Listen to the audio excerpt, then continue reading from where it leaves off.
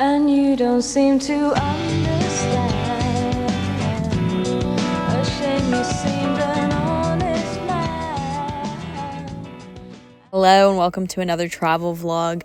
My name is Hannah. I travel in Dune, the Mermaid Motel. If you have not seen any of these before, I've got my trusty companion Caleb on the road with me, his motorcycle, and today we are in Salt Lake City, Utah. Now, when we arrived, we pretty much just had two things on our brain: getting some coffee and finding something cool to do. So we got some coffee, did not film that, and scoured Instagram until I found a house show. So we roll up to the punk house show. One thing about us is that we like to find a house show pretty much in any city we can.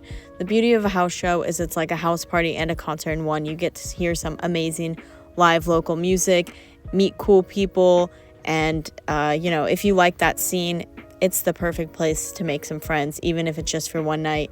It was a crazy awesome show. We were beat the next day, so we just took a pause to do some laundry and some much needed chores before we did what we came here and planned to do, which was hitting up some of the parks.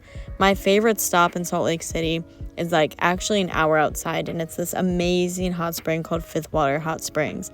I've only been here one other time, and it was when I did a road trip out to the Pacific Northwest, so I was dying to revisit this. Salt Lake City, it's cool, but other than the live music, it doesn't really have much for me, I think, so I wasn't really too inclined to explore the city much.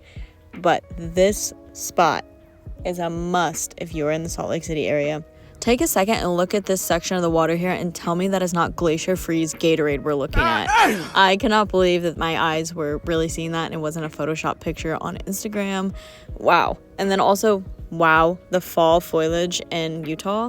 Through the mountains, can't beat it. It is super cold walking that hike in the crisp morning, but you have to get there super early because the parking lot is still so tiny despite how popular this hike is. But it feels so good once you finally get up to the hot spring and you get to take all those layers off and get in. This healed my soul because I have been sitting on my butt for hours upon hours driving daily, so I needed that. After the hike, we went to the picnic area, made some lunch. I took Olive on a little walk, and she immediately just found a cave to hide in. Classic Olive. And then we took off towards Bryce Canyon, where we stayed at a rest stop for the night before heading into the park the next day. We took the bike off at the visitor center and just drove the bike all around. And this has made it into one of my top 3 favorite national parks I've ever been to.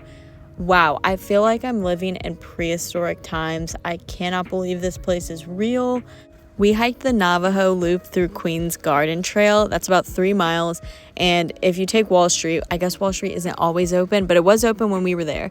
You get to see those ascending or descending switchbacks through the narrow canyon, which is like a super picturesque part of the park. Everyone wants to see that. Take a look at this tree in this clip and tell me that does not scream prehistoric. What the heck? That is determination if I've ever seen it. But no, I was truly blown out of the water of how unique this park looked. I could not believe what I was looking at half the time. I need to go back and explore more. But we had only one day there, and then we set up at this awesome BLM land campsite and caught the most gorgeous sunset ever. What the hell, Utah? Utah is making me want to become a Mormon. Just kidding. But it's such a beautiful state. And I could not believe that this was my free campsite, 10 minutes outside of the West Gate to Zion. And in the morning, these farm dogs were in our campsite, and their collar literally said ranch dog at work, let me do my job. And I was I don't know if you guys are doing your job, but always a pleasure. Stop in anytime. Then we drove the bike into Zion because I was not dealing with that traffic, even though I realized I had to literally drive through Zion the next day to leave because we were on the west entrance. First timer here. We saw Checkerboard Mesa, and then we did the Canyon Overlook Trail, which I've heard is a better deal than Angel's Landing because it's shorter. You get amazing views still, and you don't have to get a permit, risk your life, and waste your use your entire day doing that hike, because we only had one day in Zion. This also is an excuse to check out the scenic Carmel Highway, which we have to drive through going through the west entrance anyways, but super scenic highway in Zion. I cannot express to you how stunning the views are on this trail, and it's only a mile long hike, and it's very interesting. The mile is unique, and you get to see a canyon throughout it. There's like, yeah, that part I showed where you walk kind of under the bluff on the wooden bridge. Also, chipmunks go crazy here. They are docile. They will beg and beg and beg for your granola bar like a dog at the dinner table. Here's some more footage of us driving through Zion because I loved it. I loved being on the bike in Zion. Best choice ever. This is Caleb saying what's up to some other bikers. One major con about going in through the west entrance, which I did not know prior to this, was that the gear rentals for the Narrows hike are in Springdale, which is outside of the main entrance to Zion. And I planned on renting gear to do the Narrows hike, so this was a huge bummer, but next time for sure. We still did the Riverview hike, which follows the river until the Narrows starts. And then we also got to fit in one more short hike in our day. We did Weeping Rock Trail, which actually just reopened, I think for the first time in years maybe. And that's where you get to see the natural spring that feeds Zion run off the overhang of this rock. And it just looks like it's perpetually raining. It's really beautiful. You catch some rainbows maybe, and also another stunning view.